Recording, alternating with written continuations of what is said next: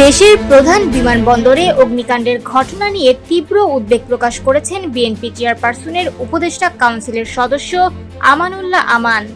তিনি দাবি করেছেন, পাশের দেশ থেকে প্রধানমন্ত্রী শেখ হাসিনা দেশের স্বার্থবিরোধী নানা ষড়যন্ত্র চালিয়ে যাচ্ছেন। তার মতে, আওয়ামী লীগ, ছাত্রলীগ ও যুবলীগের কর্মকাণ্ড দেশের ক্ষতি করছে। এ কারণে বিমানবন্দরে অগ্নিকাণ্ডের ঘটনা সাধারণ নয়। মঙ্গলবার জাতীয় প্রেস ক্লাবে ডেমোক্রেটিক লীগ ডিএল এর সাবেক সাধারণ সম্পাদক সাইফুদ্দিন আহমেদ মনির দ্বিতীয় মৃত্যুবার্ষিকী স্মরণ সভায় তিনি এসব মন্তব্য করেন।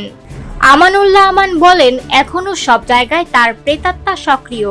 তাই এ ধরনের ঘটনার সুষ্ঠু তদন্ত ও দোষীদের বিরুদ্ধে দ্রুত ব্যবস্থা নেওয়ার জন্য সরকারের প্রতি আমাদের অনুরোধ থাকবে। নির্বাচন প্রসঙ্গে তিনি বলেন, প্রধান উপদেষ্টা জানিয়েছেন, আগামী ফেব্রুয়ারি নির্বাচনের তারিখ নির্ধারিত। বিএনপি বিশ্বাস রাখে নির্বাচন সময় মতো অনুষ্ঠিত হবে, তবে নির্বাচনকে বাধাগ্রস্ত করার চেষ্টা চলছে। তিনি আরো বলেন, জনগণ তাদের ভোটাধিকার নিশ্চিত করতে সচেষ্ট। অতীতের বহু বছর ধরে জনগণ এই অধিকার থেকে বঞ্চিত ছিল, তাই ভোটাধিকারকে রুখতে যে কোনো প্রচেষ্টা ব্যর্থ হবে।